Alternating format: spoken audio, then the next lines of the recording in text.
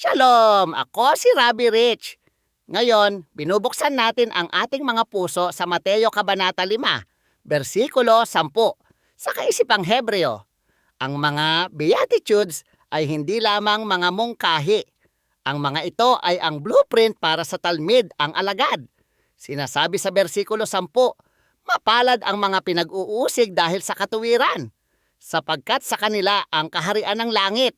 Ang pag-uusig o redifa ay isang uri ng pagsubok.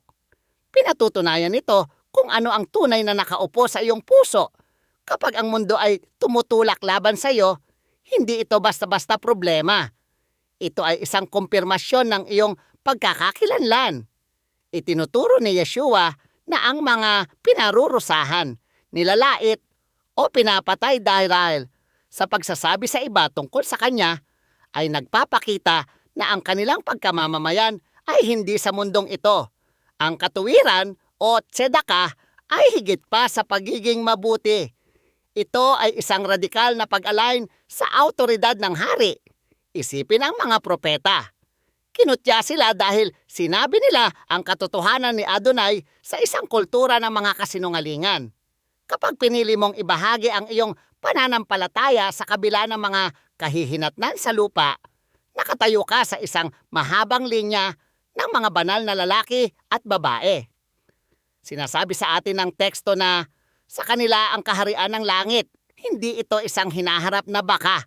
Ito ay isang kasalukuyang pag-aari para sa mga naninindigang matatag. Sa milenyong paghahari, ang hari ay mamamahala ng may perpektong katarungan. Ngunit ngayon, nabubuhay tayo sa isang makasalanang mundo kung saan ang katotohanan ay madalas na kinamumuhian. Upang magsimula ng mas malalim na pang-araw-araw na paglakad kasama ang Mesiyas, hinihikayat ko kayong bisitahin ang Walk with Yeshua app na nakalink sa paglalarawan sa ibaba. Ang mapagkukunang ito ay tutulong sa iyo na manatiling matatag kapag ang mga bagyo ng buhay ay sumusubok na yanigin ang iyong patotoo. Tandaan, ginamit ni Yeshua ang salitang mapalad na sa kontekstong ito ay nangangahulugang walang alalahanin. Paano ka magiging walang alalahanin habang inaatake? Dahil alam mo ang dulo ng kwento. Ang iyong gantimpala sa langit ay dakila. Kapag ang mga tao ay nagsasabi ng masasamang kasinungalingan tungkol sa iyo dahil sumusunod ka sa Mesiyas, sinasabi sa atin ni Yeshua na gumawa ng isang radikal na bagay. Magalak at magsaya. Sa wikang Hebreo, ang bilang na siyam ay nauugnay sa penalidad at paghuhukom. Mayroong siyam na pagpapala rito. Ito ang huling pamantayan. Kung nakikita ng mundo si Yeshua sa iyo, sila ay magre-react. Huwag kang masiraan ng loob sa apoy. Mapatibay ang loob dahil nakikita ng hari ang iyong katapatan. Ikaw ay asin. Ikaw ay ilaw. At ikaw ay mamamayan ng kaharian.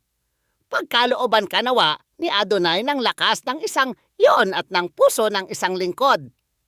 Maging mapalad ka habang hinahangad mo ang kanyang katuwiran sa linggong ito. Samahan niyo ako sa susunod na pagkakataon habang ipinapatuloy natin ang ating paglalakbay sa Kingdom Way. Shalom!